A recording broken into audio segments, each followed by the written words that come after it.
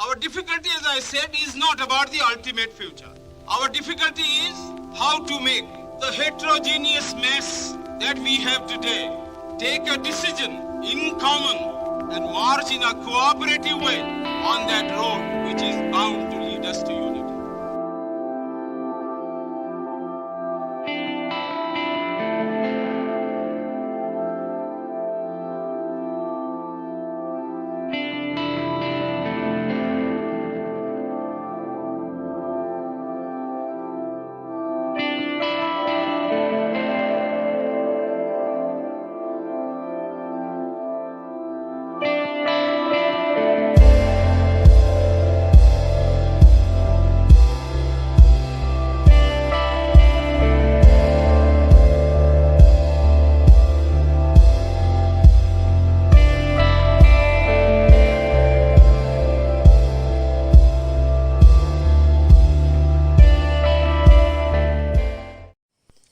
ಚುಲ್ಲ ನಿರ್ದೇಶವು ತನ್ನ ಕಾಲದಲ್ಲಿ ಭಾರತದಲ್ಲಿ ಪ್ರಚಲಿತವಿದ್ದ ಪಂಥಗಳ ಪಟ್ಟಿಯನ್ನು ಕೊಡುತ್ತದೆ.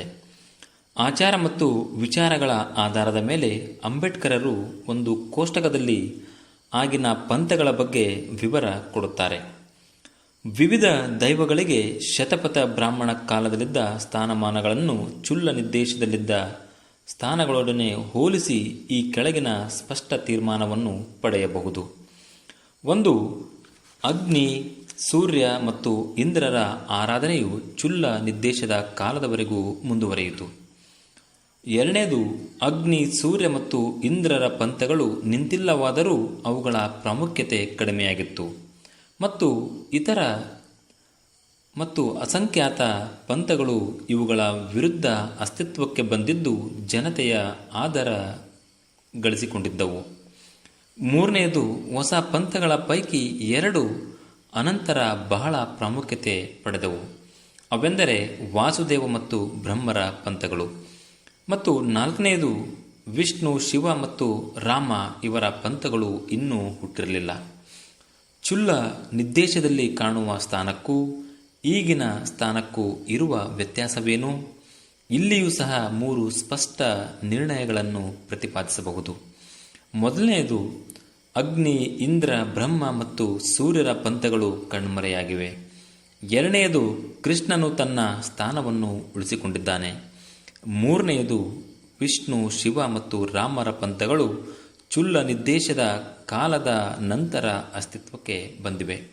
ಇದನ್ನು ಒಪ್ಪಿಕೊಂಡರೆ 3 ಪರಿಶೀಲನಾರ್ಹ ಪ್ರಶ್ನೆಗಳು ಹುಟ್ಟುತ್ತವೆ. ಅಗ್ನಿ, ಇಂದ್ರ, ಬ್ರಹ್ಮ ಮತ್ತು ಸೂರ್ಯರ ಪಂಥಗಳು ಕಣ್ಮರೆಯಾದಬೇಕೆ? ಈ ದೇವತೆಗಳ ಆರಾಧನೆಯನ್ನು ಕೈ ಬಿಟ್ಟಿದುದು ಏಕೆ ಎಂಬುದು ಮೊದಲನೇ ಪ್ರಶ್ನೆ. ಕೃಷ್ಣ, ರಾಮ, ಶಿವ ಮತ್ತು ವಿಷ್ಣು ಇವರುಗಳ ಪಂಥಗಳಿಗೆ ಎಡೆಮಾಡಿಕೊಟ್ಟಂತಹ ಸಂದರ್ಭಗಳಾವುವು ಎಂಬುದು 2ನೇ ಪ್ರಶ್ನೆ. ಕೃಷ್ಣ, ರಾಮ, ಶಿವ ಮತ್ತು ವಿಷ್ಣು ಇವರುಗಳ ಸ್ಥಾನಮಾನಗಳಲ್ಲಿ ಏನಾದರೂ ತಾರತಮ್ಯವಿದೆಯೇ ಎಂಬುದು 3ನೇಯದು. ಮೊದಲನೇ ಪ್ರಶ್ನೆಗೆ ನಮಗೆ ಉತ್ತರ ಸಿಗಲಾರದು. ಬ್ರಾಹ್ಮಣರು ಅಗ್ನಿ, ಇಂದ್ರ, ಸೂರ್ಯ ಮತ್ತು ಬ್ರಹ್ಮರ ಆರಾಧನೆಯನ್ನು ತ್ಯಜಿಸಿದ್ದೇಕೆಂಬುದಕ್ಕೆ ಬ್ರಾಹ್ಮಣ ಸಾಹಿತ್ಯದಲ್ಲಿ ಯಾವೊಂದು ಸುಳಿವನ್ನು ಕೊಡುವುದಿಲ್ಲ. ಬ್ರಹ್ಮನ ಕಣ್ಮರೆಯಾದುದಕ್ಕೇನೋ ಒಂದು ಸ್ಪಷ್ಟೀಕರಣ ಸಿಕ್ಕುತ್ತದೆ.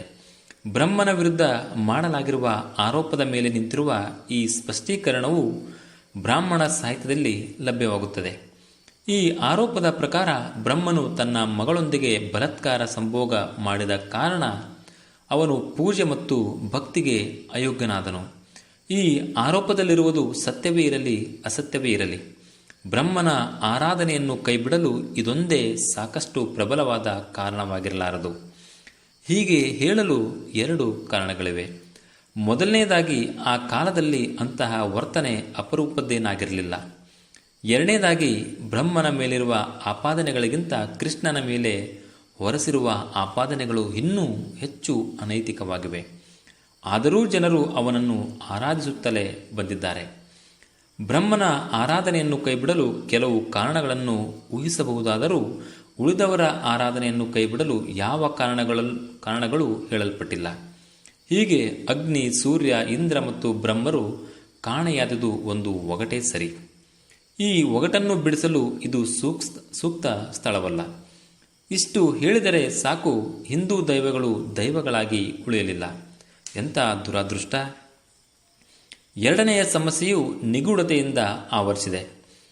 ಕೃಷ್ಣ, ವಿಷ್ಣು, ಶಿವ ಮತ್ತು ರಾಮ ಈ ಹೊಸ ದೇವರುಗಳ ಪಂಥಗಳ ಪ್ರಾಮುಖ್ಯತೆಯನ್ನು ಸಾರುವ ವಿವರಣೆಗಳು ಬ್ರಾಹ್ಮಣರ ಸಾಹಿತ್ಯದಲ್ಲಿ ತುಂಬಿ ತುಳುಕುತ್ತವೆ.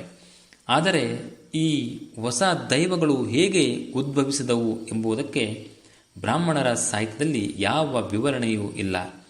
ಆದುದರಿಂದ ಈ ಹೊಸ ದೈವಗಳನ್ನು ಕ್ರಿಯಾಶೀಲರನ್ನಾಗಿ ಮಾಡಿದ್ದೇಕೆ ಎಂಬುದು ಒಂದು ರಹಸ್ಯವೇ ಸರಿ. ಈ ದೈವಗಳ ಪೈಕಿ ಕೆಲವರು ಖಂಡಿತವಾಗಿಯೂ ವೇದ ವಿರೋಧಿಗಳಾಗಿದ್ದರು ಎಂಬುದನ್ನು ತಿಳಿದರೆ ಈ ರಹಸ್ಯವು ಇನ್ನೂ ಗಾಢವಾಗುತ್ತದೆ. ಶಿವನ ಉದಾಹರಣೆಯನ್ನೇ ತೆಗೆದುಕೊಳ್ಳೋಣ. ಶಿವನು ಮೊದಲು ವೇದ ವಿರೋಧಿಯಾಗಿದ್ದನೆಂಬುದು ಸಾಕಷ್ಟು ಸ್ಪಷ್ಟವಿದೆ. ಭಾಗವತ ಪುರಾಣದಲ್ಲಿ ಮತ್ತು ಮಹಾಭಾರತದಲ್ಲಿ ಉಕ್ತವಾಗಿರುವ 2 ಘಟನೆಗಳು ಈ ವಿಷಯದ ಮೇಲೆ ಬೆಳಕನ್ನು ಚೆಲ್ಲುತ್ತವೆ. ಮೊದಲನೆಯ ಘಟನೆಯು ಶಿವ ಮತ್ತು ಅವನ ಮಾವ ದಕ್ಷ ಇವರ ಮಧ್ಯೆ ವೈರ ಹೇಗೆ ಬೆಳೆಯಿತು ಎಂಬುದನ್ನು ತೋರಿಸುತ್ತದೆ. ಪ್ರಜಾಪತಿಗಳು ಮಾಡುತ್ತಿದ್ದ ಯಜ್ಞವೊಂದರಲ್ಲಿ ದೇವತೆಗಳು, ಋಷಿಗಳು ಉಪಸ್ಥಿತರಿದ್ದರು. ದಕ್ಷ ಪ್ರವೇಶಿಸಿದ ಕೂಡಲೇ ಅಲ್ಲಿ ನೆರೆದಿದ್ದ ಎಲ್ಲ ಮಹನೀಯರು ಅವನಿಗೆ ನಮಸ್ಕರಿಸಲು ಎದ್ದು ನಿಂತರು. ಆದರೆ ಬ್ರಹ್ಮ ಮತ್ತು ಶಿವ ಎದ್ದು ನಿಲ್ಲಲಿಲ್ಲ. ದಕ್ಷನು ಬ್ರಹ್ಮನಿಗೆ ಪ್ರಣಾಮಗಳನ್ನು ಸಲ್ಲಿಸಿದಾಗ ಬ್ರಹ್ಮನು ಅವನಿಗೆ ಕುಳಿತುಕೊಳ್ಳುವಂತೆ ಹೇಳಿದನು. ಆದರೆ ದಕ್ಷನು ಶಿವನ ವರ್ತನೆಯಿಂದ ಕುಪಿತನಾದನು. ಆಗ ಅವನು ಶಿವನನ್ನು ಸಂಬೋಧಿಸಿ ಹೀಗೆ ಹೇಳಿದನು. ಮೃಡನು ಇನ್ನೂ ಕುಳಿತೇ ಇದ್ದುದನ್ನು ನೋಡಿದ ದಕ್ಷನಿಗೆ ಈ ಅವಮಾನವನ್ನು ಸಹಿಸಲಾಗಲಿಲ್ಲ. ಕಡೆಗಣ್ಣಿನಿಂದಲೇ ಅವನನ್ನು ಸುಟ್ಟು ಬಿಡುವಂತೆ ನೋಡುತ್ತಾ ಅವನು ಹೀಗೆ ಹೇಳಿದನು. ಇಲ್ಲಿ ಕೇಳಿ ಬ್ರಾಹ್ಮಣ ಋಷಿಗಳೇ, ದೇವತೆಗಳೇ ಮತ್ತು ಅಗ್ನಿಗಳೇ, ನಾನು ಶಿಷ್ಟಾಚಾರವನ್ನು ವರ್ಣಿಸುತ್ತಿರುವುದು ಅಜ್ಞಾನದಿಂದಾಗಲಿ ಭಾವೋದ್ರೇಕದಿಂದಾಗಲಿ ಅಲ್ಲ. ವಿಶ್ವದ ಧರ್ಮ ರಕ್ಷಕರು ಹೇಳಿದ ಸರ್ವಸಮ್ಮತವಾದ ಆಚರಣೆಯಿಂದ ಈ ನಾಚಿಕೆಗೇಡಿ ದೂರ ಹೋಗಿದ್ದಾನೆ. ಈ ಮಂಡುತನದ ಶಿವನು ಶಿಷ್ಟರ ಪಥವನ್ನು ಉಲ್ಲಂಘಿಸಿದ್ದಾನೆ.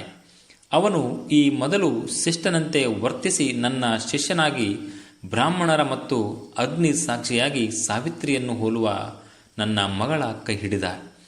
ಈ ಮಂಗನ ಕಣ್ಣಿನ ದೇವನು ಕಂದು ಬಣ್ಣದ ಕಣ್ಣಿನ ನನ್ನ ಮಗಳ ಕೈ ಹಿಡಿದ ಮೇಲೆ ನನಗೆ ಸಲ್ಲಬೇಕಾದ ಸೂಕ್ತ ಮರ್ಯಾದೆಯನ್ನು ಸಲ್ಲಿಸಿಲ್ಲ.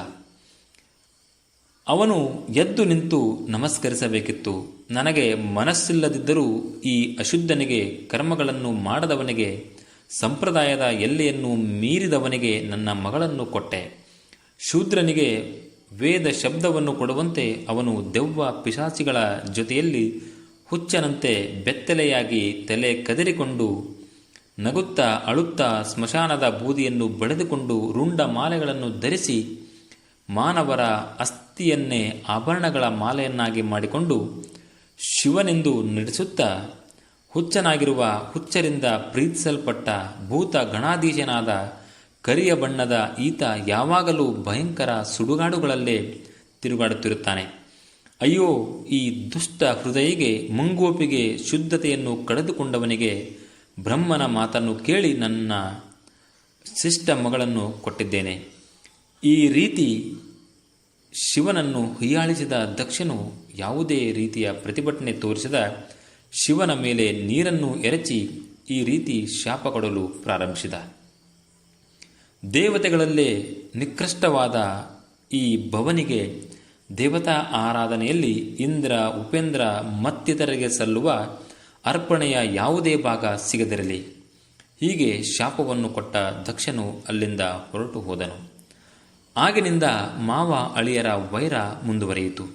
ಬ್ರಹ್ಮನು ದಕ್ಷನನ್ನು ಪ್ರಜಾಪತಿಗಳ ಮುಖಂಡನನ್ನಾಗಿ ಮಾಡಿದ ಮೇಲೆ ಒಮ್ಮೆ ದಕ್ಷನು ಬೃಹಸ್ಪತಿಸವ ಎಂಬ ಮಹಾಯಜ್ಞವನ್ನು ಮಾಡಲು ನಿರ್ಧರಿಸಿದನು. ಉಳಿದ ದೇವತೆಗಳ ಪತ್ನಿಯರು ಆ ಯಜ್ಞಕ್ಕೆ ಹೋಗುತ್ತಿರುವುದನ್ನು ನೋಡಿದ ಪಾರ್ವತಿಯು ತನ್ನನ್ನು ಅಲ್ಲಿಗೆ ಕರೆದುಕೊಂಡು ಹೋಗಲು ತನ್ನ ಗಂಡ ಶಿವನನ್ನು ಒತ್ತಾಯಿಸತೊಡಗಿದಳು. ಆಗ ಶಿವನು ಅವಳ ತಂದೆ ಬೈದುದನ್ನು ಪ್ರಸ್ತಾಪಿಸಿ ಅಲ್ಲಿಗೆ ಹೋಗದಿರುವಂತೆ ಅವಳಿಗೆ ಉಪದೇಶಿಸುತ್ತಾನೆ. ಆದರೂ ಆಕೆ ತನ್ನ ಸಂಬಂಧಿಗಳನ್ನು ನೋಡುವ ಸಡಗರದಿಂದ ಶಿವನ ಮಾತುಗಳನ್ನು ನಿರ್ಲಕ್ಷಿಸಿ ಅಲ್ಲಿಗೆ ಹೋಗುತ್ತಾಳೆ. ಆದರೆ ತಂದೆ ದಕ್ಷನನ್ನು ನೋಡಿದ ಕೂಡಲೇ ಆಕೆ ತನ್ನ ಗಂಡನನ್ನು ಅಪಮಾನಿಸಿದ್ದಕ್ಕಾಗಿ ತನ್ನ ತಂದೆಯನ್ನು ದೂಷಿಸುತ್ತಾಳೆ. ಅಷ್ಟೇ ಅಲ್ಲ, ನನಗೆ ದೇಹವನ್ನು ಕೊಟ್ಟಿದ್ದಕ್ಕಾಗಿ ನಾನು ನೀನು ಸಂಬಂಧಿಗಳಾಗಿದ್ದೇವೆ, ನಾನು ಈ ದೇಹವನ್ನೇ ತೊರೆಯುತ್ತೇನೆ ಎಂದು ಹೆದರಿಸುತ್ತಾಳೆ. ಅದರಂತೆ ಆಕೆ ಪ್ರಾಣ ಬಿಡುತ್ತಾಳೆ. ಅವಳನ್ನು ಹಿಂಬಾಲಿಸಿಕೊಂಡು ಬಂದಿದ್ದ ಶಿವನ ಅನುಚರರು ಇದನ್ನು ನೋಡಿ ದಕ್ಷನನ್ನು ಕೊಲ್ಲಲು ಮುನ್ನುಗ್ಗುತ್ತಾರೆ. ಆದರೆ ಭೃಗುವು ಯಜ್ಞನಾಶಕರನ್ನು ನಾಶಪಡಿಸಲು ಸೂಕ್ತವಾದ ಯಜುರ್ವೇದದ ಮಂತ್ರವನ್ನು ಪಡಿಸುತ್ತಾ ದಕ್ಷಿಣಾಗ್ನಿಗೆ ಹವಿಸ್ಸನ್ನರ್ಪಿಸಿದನು. ಇದರಿಂದ ರಿಬುಗಳ ತಂಡ ಉದ್ಭವಿಸಿ ಶಿವನ ಅನುಚರರನ್ನು ಓಡಿಸಿದರು. ಶಿವನು ಸತಿಯು ಸತ್ತ ಸುದ್ದಿಯನ್ನು ಕೇಳಿ ಕುಪಿತನಾಗುತ್ತಾನೆ. ಅವನ ಜಡೆಯ ಒಂದು ಭಾಗವನ್ನು ಕಿತ್ತಾಗ ಅದರಿಂದ ಅದ್ಭುತಾಕಾರದ ರಾಕ್ಷಸನೊಬ್ಬ ಪ್ರತ್ಯಕ್ಷನಾದ. ಶಿವನು ಅವನಿಗೆ ದಕ್ಷನನ್ನು ಅವನ ಯಜ್ಞವನ್ನು ನಾಶ ಮಾಡುವಂತೆ ಆಜ್ಞಾಪಿಸಿದ. ಆ ರಾಕ್ಷಸನು ಶಿವಗಣದೊಂದಿಗೆ ಮುನ್ನುಗ್ಗಿ ಶಿವನ ಆಜ್ಞೆಯನ್ನು ನೆರವೇರಿಸುತ್ತಾನೆ. ಅವರು ಹೇಗೆ ಶಿವನ ಆಜ್ಞೆಯನ್ನು ನೆರವೇರಿಸಿದರು ಎಂಬುದನ್ನು ಭಾಗವತ ಪುರಾಣದಲ್ಲಿ ಈ ಕೆಳಗಿನಂತೆ ವರ್ಣಿಸಲಾಗಿದೆ. ಕೆಲವರು ಯಜ್ಞದ ಮಡಕೆಗಳನ್ನು ಒಡೆದರು, ಕೆಲವರು ಬೆಂಕಿಯನ್ನು ಆರಿಸಿದರು, ಕೆಲವರು ಅಲ್ಲಿಯ ಕೊಳದಲ್ಲಿ ಮೂತ್ರ ವಿಸರ್ಜಿಸಿದರು, ಕೆಲವರು ಯಜ್ಞ ಕ್ಷೇತ್ರದ ಗಡಿ ನೂಲನ್ನು ಕತ್ತರಿಸಿದರು, ಕೆಲವರು ಮುನಿಗಳನ್ನು ಹೊಡೆದರು, ಕೆಲವರು ಅವರ ಹೆಂಡತಿಯರನ್ನು ಅಸಹ್ಯವಾಗಿ ಬೈದರು, ಕೆಲವರು ಅಲ್ಲಿದ್ದ ದೇವತೆಗಳನ್ನು ಬಂಧಿಸಿದರು. ಓಡಿ ಹೋದ ಕೆಲವರು ಭವ ದೇವನು ಸ್ರಕ್ಕಿನಿಂದ ಅರ್ಘ್ಯವನ್ನು ಅರ್ಪಿಸುತ್ತಿದ್ದ ಹಾಗೂ ಸಭೆಯಲ್ಲಿ ತನ್ನ ಗಡ್ಡದ ಪ್ರದರ್ಶನವನ್ನು ಮಾಡಿ ನಕ್ಕಿದ್ದ ಭೃಗುವಿನ ಗಡ್ಡವನ್ನು ಕಿತ್ತನು. ಭಗ ಎಂಬುವನನ್ನು ನೆಲಕ್ಕೆ ಬೀಳಿಸಿ ಅವನ ಕಣ್ಣನ್ನು ಕಿತ್ತನು. ಅಲ್ಲದೆ ಬಲನು ಕಳಿಂಗ ರಾಜನ ಹಲ್ಲು ಮುರಿದಂತೆ ಶಿವನು ಪೂಷನ್ನನ ಹಲ್ಲು ಮುರಿದನು. ತ್ರಯಂಬಕನು ಬಹಳ ಕ್ಷಣಸಾಟದ ನಂತರ ದಕ್ಷನ ತಲೆಯನ್ನು ಕಡಿದನು. ಇವೆಲ್ಲವನ್ನು ದೇವತೆಗಳು ಸ್ವಯಂಭುವಿಗೆ ವಿಷ್ಣುವಿನ ಜೊತೆ ಅನುಪಸ್ಥಿತನಿದ್ದ ಬ್ರಹ್ಮನಿಗೆ ತಿಳಿಸಿದರು. ಯಜ್ಞದಲ್ಲಿ ಶಿವನಿಗೆ ಕೊಡಬೇಕಾದ ಪಾಲನ್ನು ದೇವತೆಗಳು ಅಜ್ಞಾನದಿಂದ ಕೊಟ್ಟಿರಲಿಲ್ಲ. ಆದ್ದರಿಂದ ಬ್ರಹ್ಮನು ಶಿವನನ್ನು ಪ್ರಸನ್ನಗೊಳಿಸಬೇಕೆಂದು ದೇವತೆಗಳಿಗೆ ಹೇಳುತ್ತಾನೆ. ಆಗ ದೇವತೆಗಳು ಅಜನನ್ನೇ ಮುಂದು ಮಾಡಿಕೊಂಡು ಕೈಲಾಸಕ್ಕೆ ಹೊರಡುತ್ತಾರೆ. ಭಕ್ತರಿಗೆ ಇಷ್ಟವಾದ ಲಿಂಗವನ್ನು ಧರಿಸಿ ಭಸ್ಮವನ್ನು ಪೂಸಿಕೊಂಡು ದಂಡಪಾಣಿಯಾಗಿ ಜಟಾಧಾರಿಯಾಗಿ ಜಿಂಕೆಯ ಚರ್ಮವನ್ನು ಧರಿಸಿ ತಲೆಯಲ್ಲಿ ಅರ್ಧಚಂದ್ರ ಧರಿಸಿದ್ದ ಶಿವನ ದೇಹವು ಸಂಜೆಯ ಮೋಡದಂತೆ ಶಾಂತಿಯಿಂದ ಕೂಡಿತ್ತು. ಬ್ರಹ್ಮನು ಮಹಾದೇವನನ್ನು ಹೀಗೆ ಸಂಬೋಧಿಸುತ್ತಾನೆ: ಅನಂತ ಬ್ರಹ್ಮನೇ, ಜಗಜ್ಜನನಿಯಾದ ಶಕ್ತಿಯ ಮತ್ತು ಜನಕನಾದ ಶಿವನ ಪ್ರಭುವೇ, ಯಾರಲ್ಲಿ ಶಿವ ಮತ್ತು ಶಕ್ತಿ ಒಂದಾಗಿ ಜೇಡೋಪಾದಿಯಲ್ಲಿ ಜಗತ್ತಿನ ಎಲ್ಲ ವಸ್ತುಗಳನ್ನು ಸೃಷ್ಟಿಸಿ ಸ್ಥಿತಿ ಮತ್ತು ಲಯಗಳಿಗೆ ಒಳಪಡಿಸುತ್ತಾರೋ ಅಂತಹ ಪರಶಿವನೇ.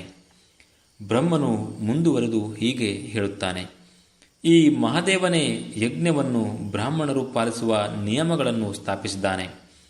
ಅವನು ಮಾಯೆಗೆ ಅತೀತನೆಂದು, ಆದರೆ ಭ್ರಮೆಗೆ ಒಳಗಾಗಿ ಯಾಜ್ಞಿಕ ಕರ್ಮಗಳೇ ಮುಖ್ಯವೆಂದು ತಿಳಿದು ಆಚರಿಸುವವರಿಗೆ ದಯೆ ತೋರಿಸಬೇಕೆಂದು ಯಾವ ದಕ್ಷನ ಯಜ್ಞದಲ್ಲಿ ಅವನಿಗೆ ಪಾಲನ್ನು ಕೊಡಲು ದುಷ್ಟ ಪುರೋಹಿತರು ನಿರಾಕರಿಸಿದ್ದರೋ ಆ ಯಜ್ಞದಲ್ಲಿ ಪುನಃ ಸ್ಥಾಪನೆ ಮಾಡಬೇಕೆಂದು ವಿನಂತಿಸಿಕೊಂಡರು.